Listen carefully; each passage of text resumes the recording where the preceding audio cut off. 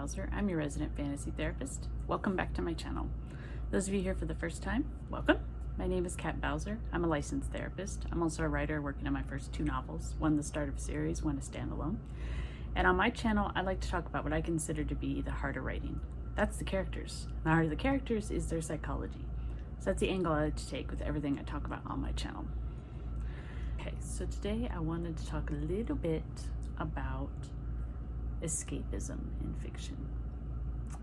So escapism is a coping mechanism. It's where you essentially remove yourself from reality, and people do it through lots of different things. Some people do it through video games, music, books, writing, whatever. It's basically a way for you to kind of ignore the craziness that is going on around you and kind of drown yourself in this other world.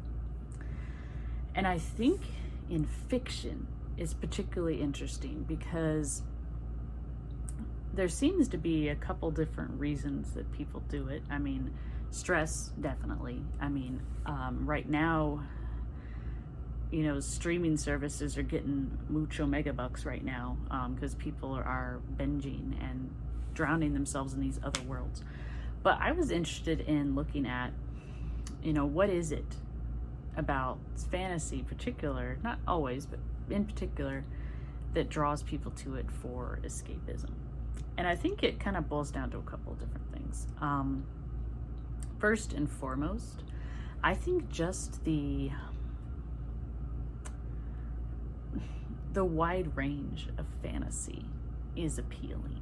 One of the things that can get people kind of pulled down is just the monotony of everyday life. When you're doing the same thing day in and day out, day in and day out, it gets to you. It starts to make you feel kind of not useless, but just kind of mundane. It's like, okay, same old, same old, same old, same old.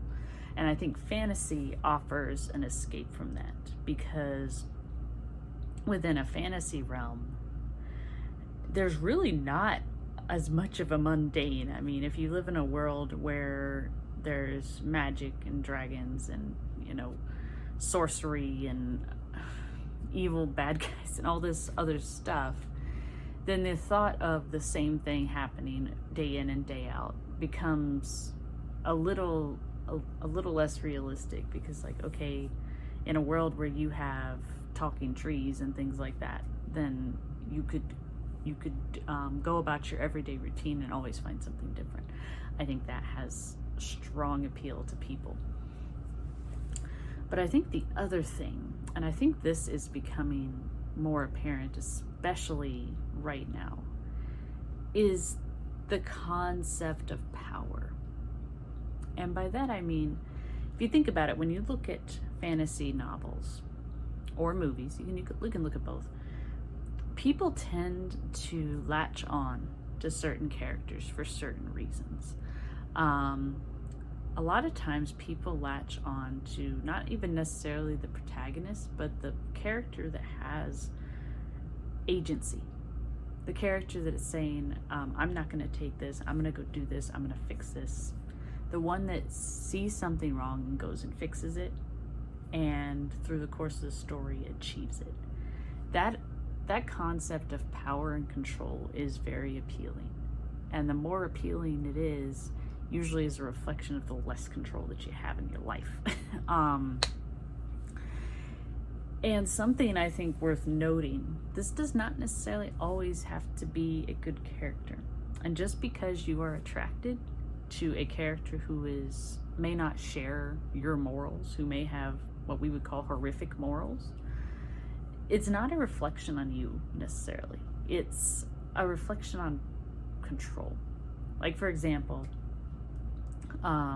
let's say that someone really connects to, say, Scarface, because of the empire he grows, the amount of money he has, the type of power he assesses over people. Does that mean that someone wants to go be a dictator? No. But it may mean that they don't feel like they may have a lot of voice in their life. So let's cling to a character that does. Same thing with, like for instance, let's see here, there's so many examples. Let's say Dracula. That's a good classic one. He's sophisticated, he's suave, but he also has power and domination over others. So someone who maybe has been in a situation where they're not doing so hot in relationships. Maybe it's a situation where they don't have a lot of say over what happens, whether it be financial wise, whether it be with family, whatever.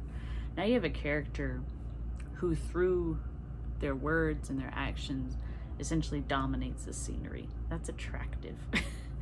And I think the fantastical nature of the world of fantasy itself is attractive, because generally in escapism, what we're kind of doing, we're reorganizing our priorities in a sense.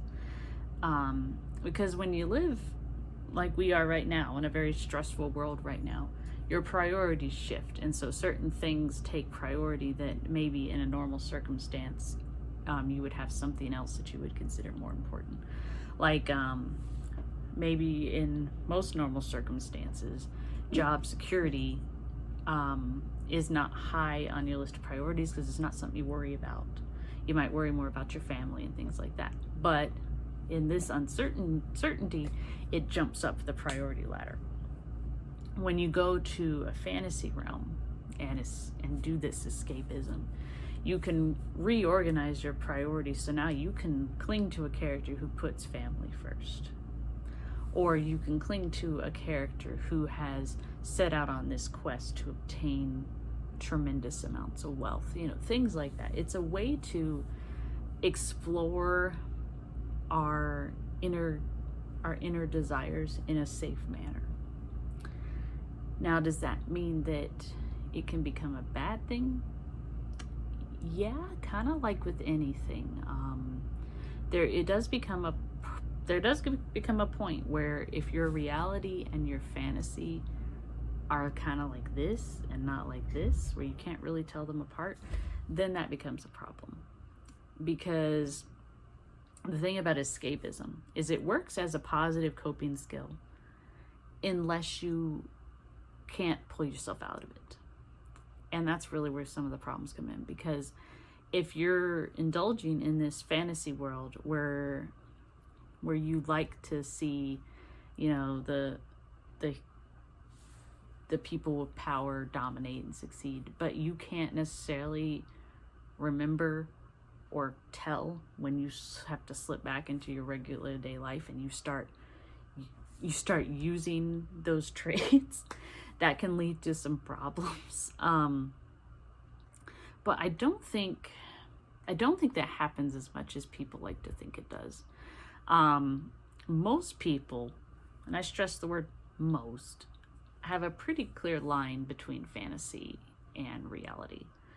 And I think that is a healthy line. Is it okay to indulge yourself and go to these fantasy worlds and, hang out with these characters that don't exist and go to these fantastical places where no matter what happens, you're going to get out fine? Yeah, because it's a safe realm. Because in a fantasy realm, you always know that you're safe because it's fantasy.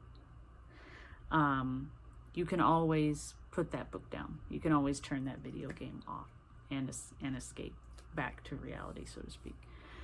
So it's a way for us to have power and to give ourselves a little more control, especially when we're feeling out of control.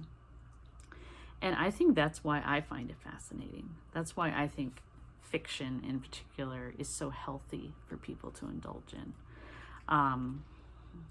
When I was a kid, there was always kind of this push, why don't you try reading this contemporary? Why don't you try reading this or that or that? And they were trying to kind of push other books that weren't fantasy on me. Fantasy gets a bad rap. But there's things that you can learn and explore and do in fantasy that for some people it just connects better. And I think we should embrace that. Let's not say it's a bad thing. This can be a completely healthy mechanism. So use it. I think especially, like I said, right now, people need their safe place. Sometimes that means I need to go to Neverland and just hang out with Peter Pan and know that I can defeat the pirates, because of course I can. I have Peter Pan with me. You know, or go to Wonderland and know that you can pull yourself out anytime you want, because it's Wonderland and I have the book. I can shut it if I want. We need to do some of that right now. You know, don't feel bad for doing some escapism right now. I think we all need it right now. So that was just a little talk I wanted to have, because I think escapism is important, and I think it does get a bad rap. That being said, I think you do have to be safe with it. You have to make sure you're not doing it so often that you can't take care of yourself in reality.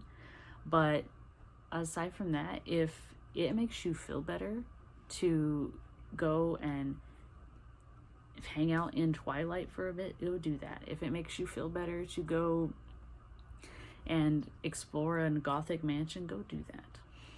Myself, when I get stressed out, I go to the Shire. That's where I go. And that's okay. So I hope you guys found this video interesting, and at least entertaining. And as always, if you guys have comments or suggestions, make sure you leave them below. I'll get to them as soon as I can. If you don't want to miss when I upload, make sure you subscribe and ring the bell so you don't miss it. I upload twice a week usually. Once in the beginning of the week, once at the end of the week. And if you guys have any thoughts or ideas you would like me to explore, especially related to psychology or fantasy, do let me know. I always love taking suggestions. And until next time, stay safe and have a good one.